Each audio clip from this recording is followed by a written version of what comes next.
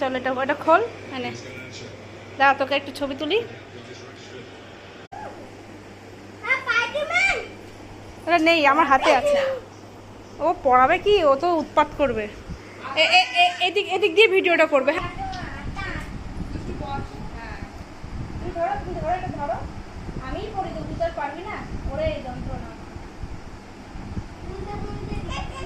আরে চাক চাক চাক এই সব না চাক চাক চাক চাক এটা পড়ালে ছিল মানে ছিনাছিনি করবে। ও পছন্দ আরে পড়াতে